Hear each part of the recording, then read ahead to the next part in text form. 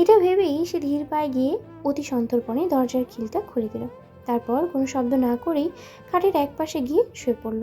শোয়ার পর কলরবের মনে হলো নিজানা ঘুমের ঘরে অস্ফুট স্বরে কিছু একটা বলছে। কলরব চমকে উঠল। বুকটা তার এক মুহূর্তের জন্য ধক করে উঠল। মেয়েটিকে তবে জেগেই ছিল।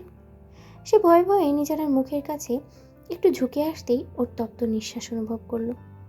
এই তাপ মোটেও স্বাভাবিক ঠেকল না তার কাছে। দ্বিধা নিয়ে আলতো করে নিজানার কপালে হাত রাখতেই সে আঁতকে উঠল। গা পুড়ে যাচ্ছে জ্বরে। তবে কি মেয়েটা জ্বরের ঘরেই প্রলাপ বকছে? কলরব এবার ভেতরে ভেতরেই কিছুটা সংকুচিত হলো। অনুশোচনাটা কি কর্তব্যবোধ তো তা সে জানে না। তবে নিচু গলায় কয়েকবার তাকে ডাকলো। নিজানা অনেক কষ্টে তার চোখের ভারী পাতা দুটো খুলে তাকালো। কলরবের আবছা অবয়ব দেখে অত্যন্ত ক্ষীণ আর নিচু গলায় বলল, কি হয়েছে? আমাকে কেন বিরক্ত করছো? কলরব দীর্ঘশ্বাস ফেলে শুধালো। তোর গায়ে কি জ্বর এসেছে? নিজানা নির্লিপ্ত ভঙ্গিতে জবাব দিল, আমি জানি না। তুই জানবি না তো কে জানবে? নিজানা আর কোনো উত্তর দেওয়ার শক্তি পেল না। কলরব বিছানা ছেড়ে উঠে ঘরের মূল আলোটা জ্বেলে দিল। তীব্র আলোয় নিজানার চোখ দুটো আরও কুঁচকে এলো। কলরব ওকে ধরে এক প্রকার জোর করেই বসিয়ে দিল। নিজানা ঠিক বুঝে উঠতে পারছিল না ওর সাথে ঠিক কী হচ্ছে। প্রচণ্ড বিরক্তি নিয়ে ও চোখ মেলে তাকালো। কলরবের কপালে বিরক্তির ভাঁজ। নিজানা তপ্ত গলায় বলে উঠল, তোমার সমস্যাটা কি? কলরব কোনো তর্কে গেল না। সে উঠে গিয়ে ড্রয়ার হাতড়ে থার্মোমিটার বের করে আনলো। ওটা নিজানার পাশে ছুড়ে দিয়ে বলল, মনে হচ্ছে ভালোই জ্বর এসেছে, চেক করে দেখ। নিজানার বিরক্তির ভ্রুকুটি এবার কিছুটা শিথিল হয়ে এলো। রাগের জায়গায় এবার এক অজানা চিন্তা ভর করলো ওর মনে। কথা না বাড়িয়ে সে যন্ত্রণা হাতে তুলে নিল। ঘরে কিছুক্ষণ নিশ্ছিদ্র নীরবতা বিরাজ করলো। থার্মোমিটারের তীক্ষ্ণ সিপ সিপ শব্দে সেই নিস্তব্ধতা ভাঙলে ওটা চোখের সামনে ধরতেই নিজানা চমকে উঠল। কলরব উৎসুক হয়ে জিজ্ঞেস করলো। কত দেখাচ্ছে? নিজানা শুকনো গলায় ছোট্ট করে উত্তর দিল। 103। কলরব বিস্ময় নিয়ে বলল, 103 ডিগ্রি জ্বর নিয়ে তো তুই দিব্যি নাক ডেকে ঘুমোচ্ছিস। কি মানুষ! নিজানা কিছু বলার জন্য মুখ খুলতে চাইল, কিন্তু ঠিক সেই মুহূর্তেই ওর ভেতরটা উলট পালট করে গা গুলিয়ে এলো। সে তড়িঘড়ি করে বিছানা ছাড়তে গেল। আচমকাই পা টলে উঠল ওর। ধপ করে আবার খাটের উপরে বসে পড়ল সে। কিন্তু বমি ভাবটা কিছুতেই সামলাতে পারছিল না। এবার দাঁতে দাঁত পিষে সর্বশক্তি সঞ্চয় করে দ্রুত পায়ে ওয়াশরুমের দিকে ছুটে গেল ও। প্রায় সারাদিন পেটে দানা পানি কিছুই না পড়ায় কেবল তিতটুকুই জল হয়ে বের হয়ে এলো গলা দিয়ে। কলরব বাইরে দাঁড়িয়ে কিছুটা উঁচু গলায় বলল, আমি ঔষধ নিয়ে আসছি। নিজানা শুনল ঠিকই, কিন্তু প্রতি উত্তর করলো না। কলরবও উত্তরের জন্য অপেক্ষা করলো না। দ্রুত পায়ে কাব্যের ঘরের দরজায় গিয়ে সশব্দেই করাঘাত করতে লাগলো। মাঝরাতের অন্য কেউ হলে হয়তো কুণ্ঠাবোধ করতো, কিন্তু কলরবের মনে সংকোচের লেশ মাত্র নেই। সে অস্থির হয়ে কাব্য আর মৌনিতাকে ডাকতে লাগলো। খানিক বাদেই মৌনিতা চোখ কসলাতে কসলাতে দরজা খুলে দিল। কলরবকে দেখে অবাক হয়ে শুধালো, কি হয়েছে ভাইয়া, কোনো দরকার? মৌনিতার পেছনে কাব্যও এসে দাঁড়িয়েছে। কলরব বলল, নিজানার জ্বর এসেছে, ওষুধ লাগবে। কাব্য কিছুটা ঘাবড়ে গিয়ে বলল, বলিস কি, জ্বর মেপেছিস? কত উঠেছে? 103। 103? এতটা জ্বর? কাব্যের কপালে দুশ্চিন্তার ভাঁজ পড়ল। মৌনিতা পাশ থেকে আফসোসের সুরে বলল, দুপুরে তো একদম কাক ভেজা হয়ে কলেজ থেকে ফিরেছিলে, বৃষ্টির পানিতে জ্বর এসেছে মনে হয়। মেয়েটা সারাদিন দানা পানিও কিছু পেটে দেয়নি। আমি ডাকতে গিয়েছিলাম, ও বলল ভালো লাগছে না। শরীর খারাপ থাকলে কি আর কিছু ভালো লাগে? আমার তখনই জোর করে দেখা উচিত ছিল। ইস! কাব্য একটা দীর্ঘশ্বাস ফেলে ঘরের ভিতরে গেল ওষুধের সন্ধানে। মৌনিতা আবার বিছানায় গায়ে এলিয়ে দিয়েছে। কাব্য ওষুধ হাতে ফিরে এসে কলরবকে বলল, আগে ওকে সামান্য কিছু খেতে দিস, তারপর ঔষধ খালি পেটে দিস না। কলরব মাথা নাড়ল, কিন্তু তার দ্বিধা কাটল না। সে আমতা আমতা করে নিচু গলায় বলল, জ্বর আসার কি অন্য কোনো কারণ হতে পারে? ও বমিও করেছে আসলে। ওই কাল রাতে আমরা কাব্যের সাথে কলরবের সম্পর্কটা বন্ধুর মতো সহজ হলেও এই কথাটা বলতে গিয়ে সে প্রচুর সংকোচ বোধ করতে লাগলো। কাব্য মুহূর্তকাল চুপ করে রইল। পর মুহূর্তেই সবটা আঁচ করতে পেরে তার চোখ মুখ রাগে লাল হয়ে উঠল। মৌনিতা ঘুমিয়ে পড়েছে কিনা একবার দেখে নিয়ে সে নিচু গলায় তাদের দাঁত পিষে বলল, হারামজাদা, তোকে না জোর করে বিয়ে দেওয়া হয়েছিল? একেবারে বাচ্চা একটা মেয়ে, সামান্যতম কাণ্ডজ্ঞান কি তোর নেই? একটু লজ্জা শরম থাকা উচিত ছিল। অবশ্য তোর তো লজ্জা কোনোদিনই ছিল না। নির্লজ্জ কোথাকার। ইচ্ছে করছে তোকে। কাব্য নিজের উত্তেজিত মেজাজটিকে কোনো মতেই সংবরণ করলো। সে পুনরায় ঘরের ভিতরে গিয়ে অন্য ওষুধ এনে কলরবের হাতে ধরিয়ে দিল। বিরক্তির গলায় বলল, সমস্যা নেই, আপাতত এইগুলো খাইয়ে দে। আর ওকে বলেই সে ওষুধ পাল্টে নিতে। হয়তো ওগুলো ওর শরীরে সহ্য হয়নি। এমনিতে জ্বরের কারণে বমি হওয়াটা খুব স্বাভাবিক। চিন্তার কিছু নেই। এবার আমার চোখের সামনে থেকে দূর হতো জানোয়ার কোথাকার। কলরব কটমট করে কাব্যের দিকে তাকালো, বলল, এবার কিন্তু তুই একটু বেশি বলে ফেলছিস। গেলি তুই? করলে দোষ নেই, অথচ বললে দোষ।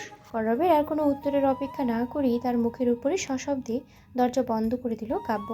কলরবও কম গেল না, দরজার একটা জোরালো লাথি বসিয়ে চলে গেল। কাব্য বিছানায় ফিরতেই বনিতা উৎসুক হয়ে শুধালো, আবার কি করছে ও? ঝগড়া করছিলে নাকি? আর তুমি বা ওকে জানোয়ার বললে কেন? কাব্য কোনো মতে শরীরটা এলিয়ে দিয়ে চোখ বুঝল, দীর্ঘশ্বাস ছেড়ে বলল, বললে বুঝবে না। কেন বুঝবো না? কাব্য বিরক্ত হয়ে পাশ ফিরে শুলো। আহ মনিতা, এত কৌতূহলে কাজ নেই তোমার। একদিন সুযোগ বুঝিয়ে ভালো করে বুঝিয়ে দিব। আপাতত মেজাজটা আরও বিগড়ে না দিয়ে ঘুমোতে দাও তো। নিজের সামনে ধোয়া ওঠা একটা বাটি রেখে দিল কলরব। বাটির ভেতরে নুডলসগুলো কুণ্ডলি পাকিয়ে আছে। কলরব বিছানায় পা তুলে বসতে বসতেই অত্যন্ত নির্বিকার গলায় বলল, আপাতত এর চেয়ে বেশি কিছু করতে পারলাম না। কাব্য বলেছে খালি পেটে ওষুধ খাওয়া যাবে না। নিজানের মনে হলো এই যেন অনেকটা জুতা মেরে গরুদান করার মতো। কলরবের উপরে তার রাগটা এখন আকাশচুম্বী। যে কিনা ভর দুপুরে তাকে রাস্তার মাঝখানে চরম অপমান করে ফেলে চলে গিয়েছিল, তার মনে বিন্দুমাত্র অনুশোচনা নেই, একটা সরি পর্যন্ত বলেনি। উল্টো সে এমন আচরণ করছে যেন কিছুই ঘটেনি। অসুস্থ শরীরে এই স্ববিরোধী ব্যবহার নিজানার কাছে অসহ্য বলে মনে হলো। সে অত্যন্ত গম্ভীর স্বরে বলল, আমি খাবো না। কলরব খাটে আরও জাকিয়ে বসে বাঁকা গলায় বলল, তোর বাপের তো অনেক টাকা। এই যে গভীর রাতে তোর সেবা যত্ন করছি, এর বদলে আমাকে 500 টাকা দিয়ে দিস। আমার মেহনত তো আর আমি বৃথা যেতে দিতে পারি না, তাই টাকা উসুল করতে হলেও তোকে খেতে হবে। এখন ভদ্রমের মতো খেয়ে আমাকে উদ্ধার কর, নয়তো জোর করে গেলাতে বাধ্য হব। নিজানের কথা বাড়ানোর মতো মানসিক শক্তি বা ইচ্ছে কোনোটাই অবশিষ্ট নেই। ক্ষুধার অস্তিত্বও যেন অস্বীকার করতে পারল না। বাটিটা তুলে নিয়ে এক চামচ মুখে দিতেই কলরব উৎসুক হয়ে জিজ্ঞেস করলো। কেমন হয়েছে? নিজানা তড়িৎ উত্তর দিল। জঘন্য। কলরবের ইচ্ছে হলো নিজের কপালে একটা থাপ্পড় মারতে। এই মেয়েটার জন্য কিছু করাই বৃথা। তবুও সে নিজেকে সামনে নিল। নিজানা খাওয়া শেষ করতেই কলরব ছো মেরে বাটিটা কেড়ে নিয়ে নির্দিষ্ট দূরত্বে রাখলো। তারপর ওষুধগুলো নিজানার হাতে দিয়ে কর্কশ স্বরে বলল, এই নে, খেয়ে মরে যা। নিজানা হতভম্ব হয়ে ওর দিকে তাকিয়ে রইল। কলরব ততক্ষণ আয়েশ করে শুয়ে পড়েছে। রাগান্বিত গলায় উত্তর দিল, তুমি যাও, তা একদম জাহান্নামে। কলরব বিরক্তির চোখে একবার ওর দিকে তাকালো। ইচ্ছে করলো মেয়েটার গলাটা একবার টিপে দেয়, কিন্তু শরীর আর সায় দিচ্ছে না। এত দৌড়ঝাঁপ করে এখন সে বিধ্বস্ত। এই মুহূর্তে নিস্তার আর শান্তিটুকু বড্ড জরুরি। তর্কের জন্য প্রয়োজনীয় শক্তিটুকুও আর নেই তার শরীরে। তাই সে নিজেকে সংবরণ করে চোখ বুজে ঘুমানোর চেষ্টা করতে লাগলো। এক ভয়ানক দুঃস্বপ্ন দেখে চিৎকার করে জেগে বসলো নবনী। পাশে শুয়ে থাকা দিব্যের ঘুম মুহূর্তেই ছুটে গেল। সে তড়িঘড়ি করে উঠে বসে নবনীর কাঁধে হাত রেখে শুধালো। নবনী, কি হয়েছে তোমার? নবনীর বুকটা ধড়ফড় করছে। সে দ্রুত আর তপ্ত শ্বাস ফেলছে। দেব শরীরের প্রতি তীব্র কম্পন স্পষ্ট অনুভব করতে পারল। বাইরে তখন ভোরের আলো ফুটতে শুরু করেছে মাত্র। দিব্য উঠে গিয়ে ঘরের আলোটা জ্বেলে দিল। এক গ্লাস পানি নবনীর দিকে বাড়িয়ে ধরল। নবনী একবার ম্লান মুখে দিব্যের দিকে তাকিয়ে গ্লাসটা নিল। এক নিঃশ্বাসেই সবটুকু পানি পান করল। দিব্য নবনীর মুখোমুখি বসে কোমল গলায় বলল, খুব বাজে কোনো স্বপ্ন দেখেছ? নবনী নিঃশব্দেই মাথা নেড়ে সায় দিল। দিব্যর কপালে সূক্ষ্ম চিন্তার ভাঁজ পড়ল। সে কিছুটা নির্লিপ্ত গলায় বলল, যদি তোমার হার্ট এতটাই দুর্বল হবে, তবে কাল সাহস করে ওখানে যাওয়ার কি দরকার ছিল? বাড়ির আর কোনো মেয়েকে সেখানে গিয়েছিল? দিব্যের প্রশ্নটা নবনীর কানে তীরের মতো বিঁধল। সে অত্যন্ত উত্তেজিত গলায় বলল, কারণ ওই জ্বলন্ত আগুনের মাঝে মৌনতা বা বাড়ির অন্য কোনো মেয়ের স্বামী আটকা পড়েছিল না। তাদের কিসের ভয় হতো? তারা কেনই বা যেতে যাবে? দিব্য স্তম্ভিত হয়ে গেল। সে দেখল নবনীর দুই চোখ বেয়ে অশ্রুর ধারান নেমেছে। আশ্চর্য, সে কি এমন কিছু বলেছে যে মেয়েটার এভাবে কাঁদতে হবে? নবনীর রাগে আর অভিমানে নিজের চোখের পানি মুছে ফেলল। দিব্য তালুকদারের মতো একজন মানুষ এতটা নির্বোধ হয় কি করে? নিশ্চয়ই এই আগুনের ধোঁয়ায় আর উত্তাপে লোকটার কাণ্ডজ্ঞান লোপ পেয়েছে। প্রচণ্ড অভিমানে নবনী বিছানা ছেড়ে চলে যেতে উদ্যত হলো, কিন্তু সে পা বাড়ানোর আগেই দিব্য বিদ্যুৎ বেগে ওর হাতটা চেপে ধরল। দিব্য তখন নবনীর সাথে উঠে দাঁড়িয়েছে। না চাইতেও নবনীকে থমকে দাঁড়াতে হলো। দিব্য ওর চোখের দিকে তাকিয়ে বিভ্রান্ত গলায় বলল, সমস্যাটা কি তোমার? হঠাৎ কাঁদছো বা কেন? আর এমন অদ্ভুত আচরণে বা কেন করছো? আমরা কথা বলছিলাম, তার মাঝখানে তুমি আমাকে এভাবে উপেক্ষা করে চলে যেতে পারো না। জবাব দাও নবনী, কেমন স্বপ্ন দেখেছো তুমি? নবনীর মেজাজ যেন এক নিমিষেই সপ্তমে চড়ল। এই লোকটার সমস্যা কি ঠিক কোথায়? নিজের আকাশচুম্বী অহংকারটা কি 2 মিনিটের জন্য পাশে সরিয়ে রেখে সে কিছুটা ভাবতে পারে না? এক মানুষের ভেতরে এতগুলো রূপের সহাবস্থায় কিভাবে সম্ভব? নবনী নিজেকে যথাসম্ভব শান্ত রাখার চেষ্টা করে বলল, আমি নামাজ পড়তে চাই, আমায় যেতে দিন।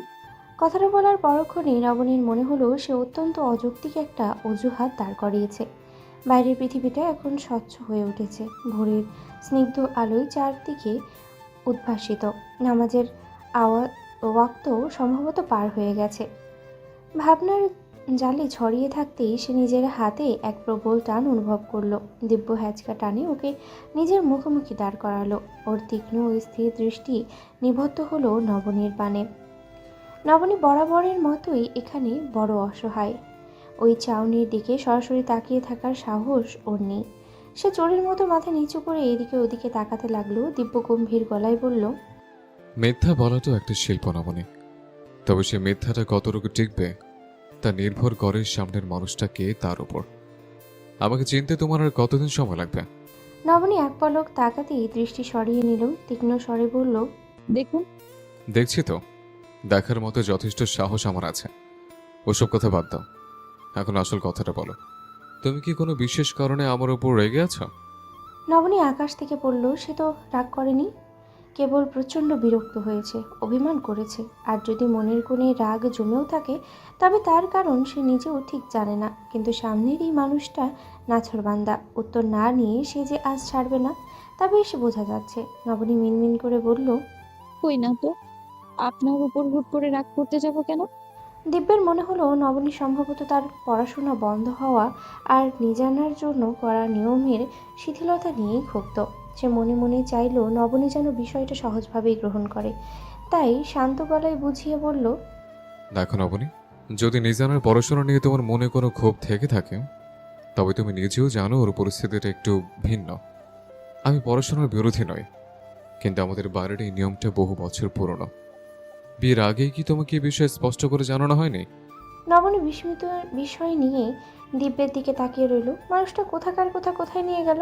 দিব্যের কথার ইঙ্গিত বুঝতেই নবনীর বাকি নেই ঠিকই, কিন্তু সে তো এমন কিছু ঘুণাক্ষরেও ভাবেনি। দিব্য পুনরায় বলতে শুরু করলো, তুমি যদি পড়াশোনা চালিয়ে যেতে চাও আমি তোমাকে বাধা দেব না, তবে যদি আমার ব্যক্তিগত ইচ্ছার কথা বলো তবে আমি চাইবো তুমি এখন যেভাবে দিয়াকে সময় দিচ্ছ সেভাবে ওকে আগলে রাখো।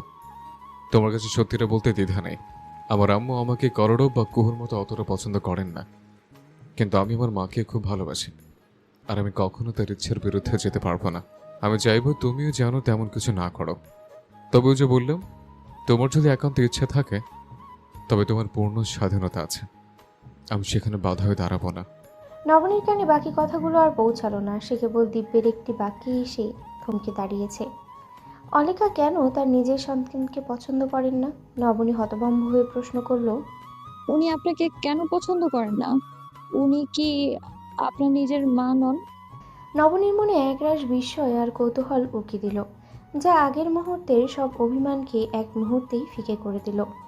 দিব্যের ঠোঁটের কোণে মৃদু হাসি ফুটে উঠল। নবনীর মনের সংশয়টুকু সে আজ করতে পেরেছে। সে আলতো করেই এক হাতে নবনীর কোমর জড়িয়ে ধরে তাকে নিজের আরও কাছে টেনে নিল। অপর হাতের তালু নবনীর বাঁ গালে রেখে তার মুখটা সামান্য উঁচু করে সরাসরি চোখের দিকে তাকালো। নবনীর সর্বাঙ্গে একটা শীতল স্রোত বয়ে গেল। বুকের ভিতর হৃদস্পন্দনের শব্দ যেন নিজের কানকেই শুনতে পেল সে।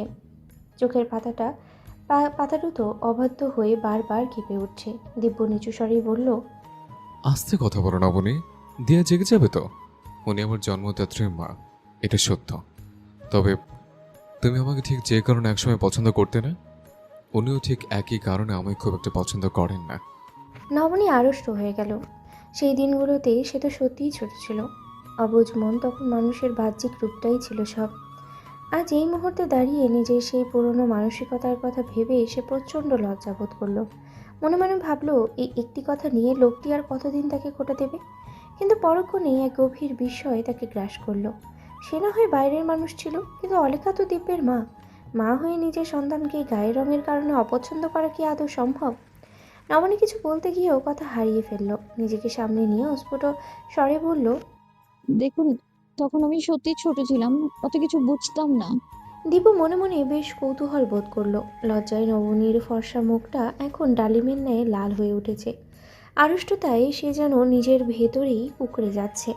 দিব্য মুখভঙ্গি কৃত্রিম গম্ভীর রেখে বলল, তাই নাকি? ছোট মানুষের যে এত কিছু বুঝতে নেই, সেটা কি জানতে না? নবনী এক মহা সংকটে পড়ল। লোকটার সাথে কথায় জেতা ভার। প্রসঙ্গ ঘোরাতেই সে দ্রুত বলল, কিন্তু উনি তো আপনার নিজের মা। দিব্য মাথা নেড়ে সায় দিল, আম্মুকে তো দেখেছ, অসম্ভব সুন্দরী ছিলেন তিনি। এখন অবশ্য সেই স্ত্রী অটুট আছে। খুব অল্প বয়সে আমার আব্বুর সাথে ওনার বিয়ে হয়েছিল। আব্বুর গায়ের রং একদম আমার মতো। তুমি হয়তো জানো না, আমার একজন যমজ ভাই ছিল, নাম দুর্য। ওর গায়ের রং ছিল ঠিক আম্মুর মতো দুধে আলতা, আর আমি হয়েছিলাম আব্বুর প্রতিচ্ছবি। আম্মু কিশোরী ছিলেন বলেই হয়তো ওই বয়সে আমাকে ওনার খুব একটা পছন্দ হতো না। তবে খুব অবহেলা যে করতেন তা নয়। আমার শৈশবের বেশিরভাগ সময় কাটতো আমাদের বাড়ির কাছের লোক অমিল আন্টির কাছে। সময়ের সাথে সাথে ওনার আচরণে পরিবর্তন এসেছে ঠিকই, কিন্তু সেই ক্ষতগুলো আমি ভুলতে পারিনি। আম্মু বলেন তিনি দুই ছেলেকে একসাথে সামলাতে পারতেন না বলেই আমাকে অমিল আন্টির কাছে রাখতেন। কিন্তু আমি কোনোদিন তা মন থেকে মানতে পারিনি। বড় হওয়ার সাথে সাথে আমি নিজে দূরত্ব বাড়িয়ে নিয়েছি। তবে আমি আমার মাকে আজও খুব ভালোবাসি। নবনীর কাছে পুরো বিষয়টি অবিশ্বাস্য এক রূপকথার মতো মনে হলো। দিব্যের যমজ ভাই ছিল। সে বিস্ময়ভূত হয়ে জিজ্ঞেস করলো, তাহলে উনি এখন কোথায়? মানে আপনার সেই যমজ ভাই, যে কি যেন নাম বলেন? দিব্যের মুখাবব মুহূর্তেই গম্ভীর হয়ে উঠল। সুদূর অতীতে হারিয়ে যাওয়া কোনো এক ধূসর স্মৃতির দিকে চেয়ে সে ম্লান হেসে বলল, দুর্য, আমাদের বয়স যখন মাত্র 7, তখন একটা ভয়াবহ দুর্ঘটনায় আমাদের ছেড়ে চলে যায়। আজ কতগুলো বছর পার হয়ে গেল, অথচ আমার মনে হয় এই তো সেদিনকার কথা। জানো না মনে, ছোটবেলা আমি ওকে খুব হিংসা করতাম, কিন্তু চলে যাওয়ার পর আমি বুঝেছিলাম আমি ওকে কতটা ভালোবাসি। বলতে বলতে দিব্যের দু চোখ কানায় কানায় ভরে উঠল। এই কঠিন মানুষটির চোখেই আজ শ্রাবণের মেয়ে। নবনীর সামনে নিজের দুর্বলতা প্রকাশ করাটা তার ব্যক্তিত্বের হয়তো সাজে না, কিন্তু এই একটি প্রসঙ্গে এলে সে আর নিজেকে ধরে রাখতে পারে না। দিব্য প্রাণপণ চেষ্টা করলো নিজের আর্দ্র চোখ দুটো আড়াল করতে, কিন্তু নবনীর সন্ধানী দৃষ্টি এড়ানো সম্ভব হলো না। যে লোকটা তীক্ষ্ণ চাহনিতে বিদ্ধ করে আজ সেই দিশাহারা হয়ে চোখের দৃষ্টি সরিয়ে নিচ্ছে। নবনী বুঝতে পারল দিব্য তালুকদার নামের এই দুর্ভেদ্য দেয়ালটার আড়ালে যে মানুষটি বাস করে তাকে হয়তো আজ অবধি আর কেউ এভাবে ভাঙা অবস্থায় দেখেনি। নবনীর মনে হলো এক জীবনে এই অহংকারী মানুষটার যা কিছুই থাক না কেন, এক বিন্দু নিখাত ভালোবাসার বড্ড অভাব। সে ভালোবাসার কাঙাল, অথচ তার পৌরস্যতাকে সেটা স্বীকার করতে দেয় না।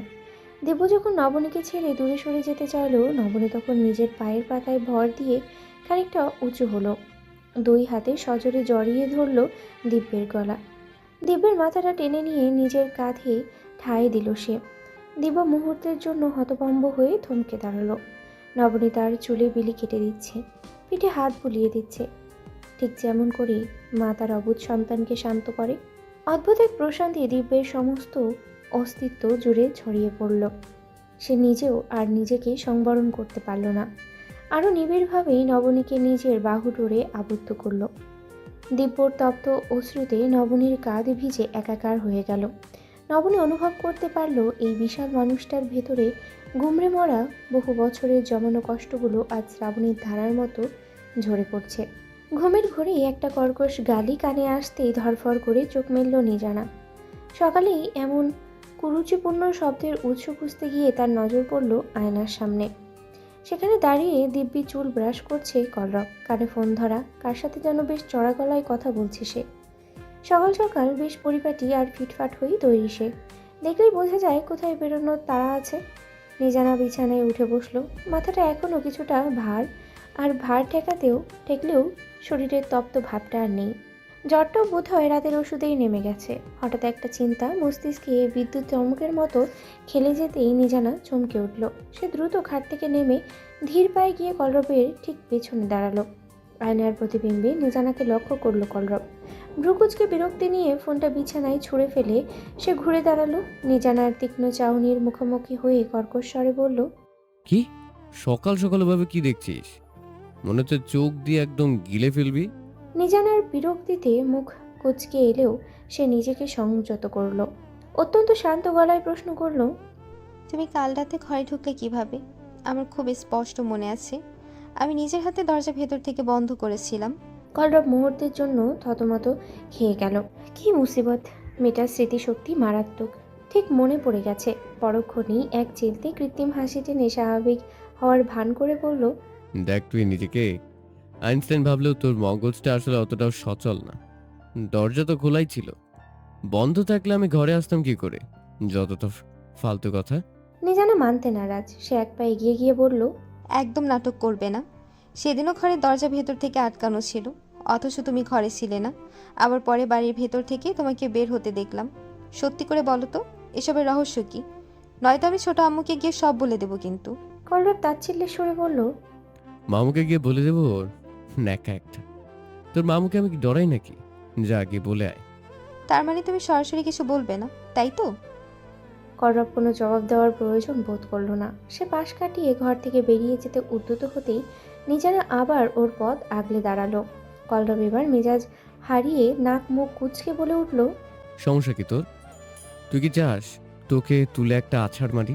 নিজানার মেজাজ খারাপ হলো। এটা কেমন ব্যবহার? সে নিজের কণ্ঠস্বর যতটা সম্ভব শীতল রেখে পাল্টা প্রশ্ন করলো, কোথায় যাচ্ছ তুমি?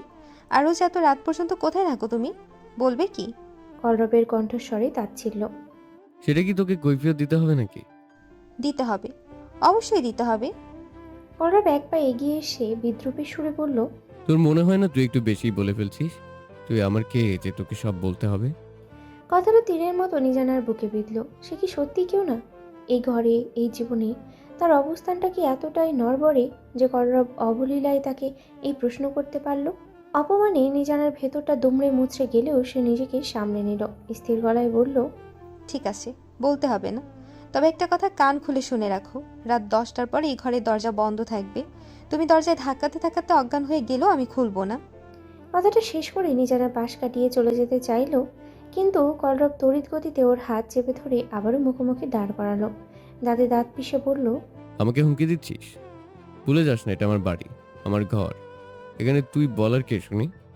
আমার যখন ইচ্ছে আসবো, যখন ইচ্ছে যাব, যা খুশি করব আমি। তুই আটকাতে পারবি না। নিজানা ওর চোখের দিকে তাকিয়ে বলল, না, পারবে না। যা ইচ্ছা তাই করতে পারবে না তুমি, কারণ এখন এই ঘরটা আমারও, আর আমি যা বলেছি ঠিক তাই করব। ছাড়ো আমাকে। কি চাস তুই? এত বাড়াবাড়ি কেন করছিস বলতো? কলরবের গলায় এক ধরনের অস্বস্তি, বিরক্তি। নিজানা দ্বিগুণ তেজ নিয়ে বলল, ডিভোর্স, যেটা তুমি দেবে বলেছিলে। কথাটা বলার সময় নিজানার কণ্ঠস্বর কি সামান্য কেঁপে উঠল হয়তো, কিন্তু কলরবের মাঝে কোনো ভাবান্তর দেখা গেল না। সে মুহূর্তকাল নিস্তব্ধ হয়ে নিজানার চোখের দিকে চেয়ে রইল। সেই দীর্ঘ কয়েক সেকেন্ডের নীরবতায় দুজোড়া চোখের লড়াই চলল। কলরব যেন নিজানার চোখের গহীনে কিছু একটা খুঁজল। তারপর অবজ্ঞার সাথে নিজানাকে নিজের থেকে দূরে ঠেলে দিল।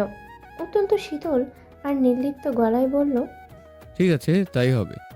কথাটা বলেই সে আর এক মুহূর্ত দাঁড়ালো না। হনহনিয়ে ঘর থেকে বেরিয়ে গেল।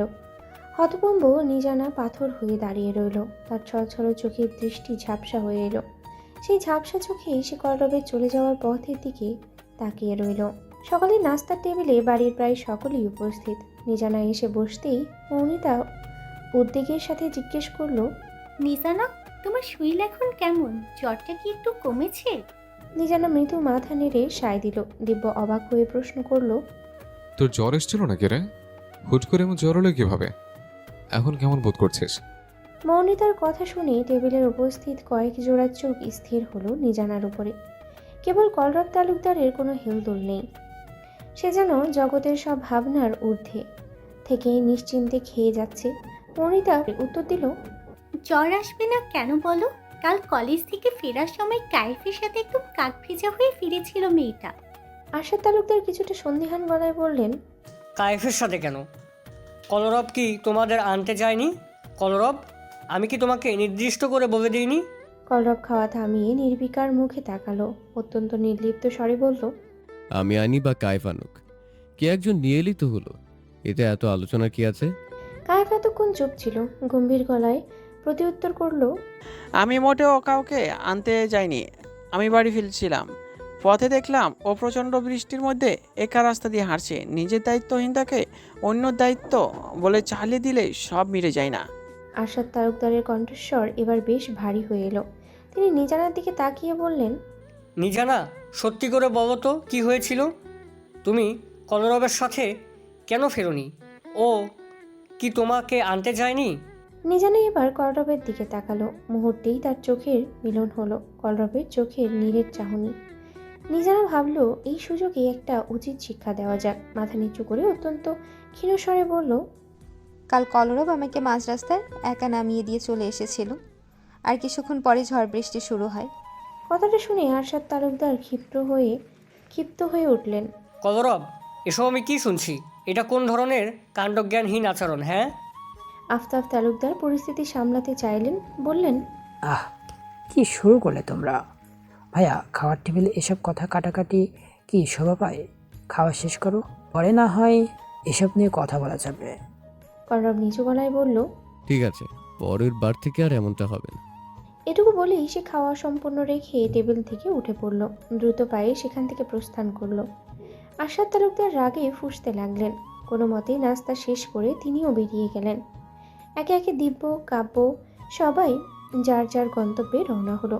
নিজানা কলেজের জন্য তৈরি হয়ে এসেছিল। সেও যখন উঠে যাবে ভাবছিল, ঠিক তখনই অলেখার গম্ভীর কণ্ঠস্বর শোনা গেল, দাঁড়াও নিজানা, তোমাদের সবার কথার সাথে আমার কিছু জরুরি কথা আছে। নিজানা নিঃশব্দেই পুনরায় নিজের আসনে বসে পড়ল। মৌনিতা, নবনী আর মাঝা তিনজনেই কিছুটা বিস্ময় নিয়ে অলেখার দিকে তাকালো। অলেখার কণ্ঠস্বরে কাঠিন্য। তিনি তীক্ষ্ণ গলায় বলতে শুরু করলেন, তোমরা তিনজনই যেহেতু এই বাড়ির বউ, তাই সংসারের ওপর তোমাদের তিনজনের সমান দায়বদ্ধতা আছে। তিনজন জোয়ান বউ গড়ে থাকতে শাশুড়িদের এই বয়সে অসুস্থ শরীর নিয়ে হাড় ভাঙা খাটুনি খাটার কোনো মানই আমি দেখি না। আমি সিদ্ধান্ত নিয়েছি, আগামী 3 মাস তোমরা সংসারের যাবতীয় দায়িত্ব নিজেদের মধ্যে ভাগ করে নেবে। মাঝা পাশ থেকে যোগ করলেন, এখন বলো, এই ব্যাপারে তোমাদের কারো কোনো আপত্তি আছে কিনা? তিনজনেই যান্ত্রিকভাবে মাথা নেড়ে সম্মতি জানালো। অলেখা কাজের ভাগ বুঝিয়ে দিলেন। নিজানা সকালে নাস্তা তৈরির দায়িত্ব নেবে। যেহেতু রান্নার বিন্দু মাত্র অভিজ্ঞতা ওর নেই, তাই নাস্তা তৈরি করাটাই ওর জন্য সহজ হবে। নবনী দুপুরের রান্না সামলাবে, আর মৌনিতা রাতেরটা। এতদিন মৌনিতাকে একাই সব সামলাতে হয়েছে। ওকে অনেক কষ্ট দিয়েছি, আর না। নিজানা অবাক হয়ে অলেখার দিকে তাকালো। সকালে যদি তাকে নাস্তা তৈরির দায়িত্ব সামলাতে হয়, তবে সে কলেজে যাবে কখন? সে অত্যন্ত দোটানায় পড়ে নিচু স্বরে বলল, মামি, কিন্তু আমার তো... ওর কথা শেষ হতে দিলেন না অলেখা। বললেন, কি, তোমার কোনো সমস্যা আছে? তোমাকে তো সব সময় বাড়তি সুযোগ সুবিধা দেওয়া হচ্ছে নিজানা, বাকিদের তো কোনো অসুবিধা দেখছি না। নিজানা কেন যেন মুখ ফুটে আর প্রতিবাদের ভাষা খুঁজে পেল না। অলেখাকে আজকাল খুব ভয় লাগে ওর। অলেখা পুনরায় বলে উঠলেন, সংসার করতে গেলে সবসময় স্বামীকে টেক্কা দিতে নেই। স্বামী দোষ করুক বা গুণ, তার জেনে জনে বিচার নিয়ে বেড়ানো কোনো বুদ্ধিমতী স্ত্রীর কাজ নয়। মাঝে মধ্যে কিছু ত্রুটি আড়াল করতে শিখতে হয়। স্বামী স্ত্রী নিজেদের মান অভিমান আর ঝগড়া নিজেদের ঘরের ভেতরে মেটানো ভালো, নয়তো তার পরিণতি কারোর জন্যই সুখকর হয় না। আশা করি আমার তোমরা বুঝতে পেরেছো। ঠিক সেই মুহূর্তেই টেবিলের এক অপ্রত্যাশিত শব্দে সবাই চমকে উঠল। নবনীর হাত থেকে ফসকে একটা কাচের গ্লাস মেঝেতে পড়ে চূর্ণ বিচূর্ণ হয়ে গেল। নবনী তড়িঘড়ি করে ভাঙা কাজগুলো সরানোর চেষ্টা করতে করতেই বলল, সরি, আমি সত্যি বুঝতে পারিনি, একদম হাত থেকে পিছলে গেল। অলেখা স্থির দৃষ্টিতে নবনীর কম্পিত হাতের দিকে তাকিয়ে শান্ত গলায় শুধালেন, কি হয়েছে নবনী? তোমার মন কোথায়? শরীর ঠিক আছে তো? নবনী কেবল নিঃশব্দেই মাথা নাড়ল। মেঝেতে পড়ে থাকা কাচের গ্লাসটা কয়েক টুকরো ছড়িয়ে ছিটিয়ে আছে। সে অত্যন্ত সাবধানে সেই ভগ্নাংশগুলো কুড়োতে লাগলো। অলেখাকে বলার মতো কোনো ভাষা ওর জানা নেই।